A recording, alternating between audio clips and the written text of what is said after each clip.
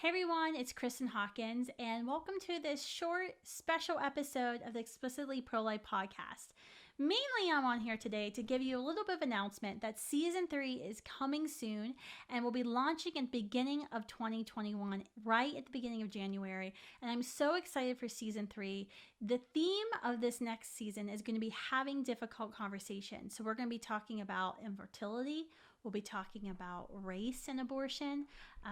We'll be having that difficult conversation of should men be involved in the pro-life movement. We'll be talking about religion, human trafficking, pornography, regret after an abortion, bioethics, incremental strategy versus total abolition strategy of ending abortion. So we're going to be talking about a lot. I'm really excited. Some of the folks that we're going to be having on are dear friends. Some of the friends I may disagree with at times on different issues, but I'm so glad we're going to be having this discussion because I think it's so important right now, especially in the dialogue or lack thereof happening in our country, of just the unwillingness of so many to have difficult conversations. And that's really what we do all the time at Students for Life and in the pro-life movement, is we have difficult conversations. We have conversations and we force conversations that most people really don't want to have. That, we make people talk about something they don't want to think about or they don't want to talk about. So I think this is going to be really important for you to not only get the facts and get the information you need to see how these different important topic areas intersect with abortion, but also I hope that it will be helpful, instructive for you in how to have these conversations, how to bring up these topics when you're talking about abortion, or maybe when you're talking with someone who disagrees with you about abortion, but you want to find a new way to bring up why you reject the violence of abortion.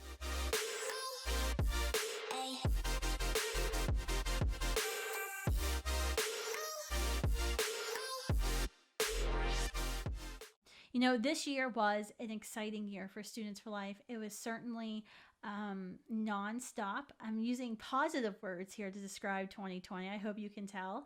I know many of us are looking forward to the end of 2020, but that makes me very nervous because we know what is waiting for us on the other side in 2021. We will face an increasingly hostile environment in Washington, D.C. against the pro-life movement. Joe Biden and Kamala Harris are abortion radicals. Kamala Harris is so radical that she and her successor there in California don't even believe pregnancy centers should have the right to talk about what they offer in the community, and that a pregnancy center should be forced to advocate for abortions, to violate their First Amendment rights. I mean, this is abortion extremism at its very worst. And I certainly think that we will see an increased amount of attacks on pro-life speech, increased amount of discrimination against pro-lifers, whether you're on campus or whether you're in the community.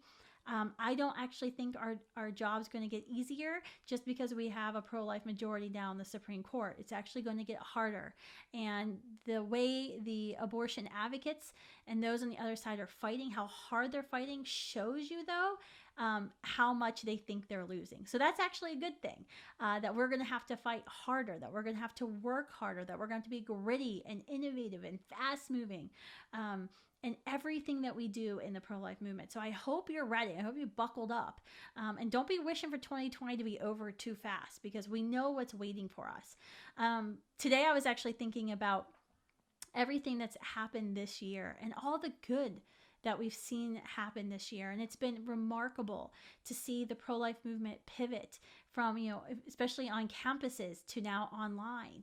And the number of Students for Life leaders who've stepped up to serve, to start groups remotely, via Zoom, to host meetings. We had a record number of students applying for Students for Life leadership fellowships. In fact, we'll be doing some more work with those in the new year. We've had some remarkable changes happen within our organization where we're now able to reach out through our search and rescue program and to minister to women and reach women right online in pregnancy chat rooms before they have an abortion.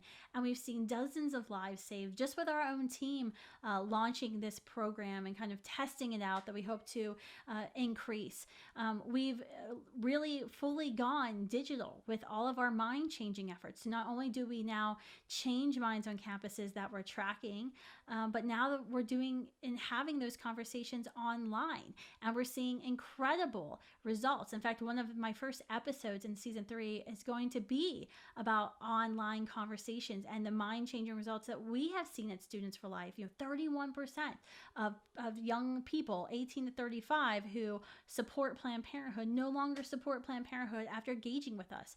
The fact that we saw over a 40% conversion rate in October leading up to the election from young voters saying that abortion wasn't a key issue when they were going to vote, to committing to becoming a pro-life first voter. In fact, we saw over 99,000 18 to 35-year-old voters change their minds and commit. We had over a 250,000 total pledges.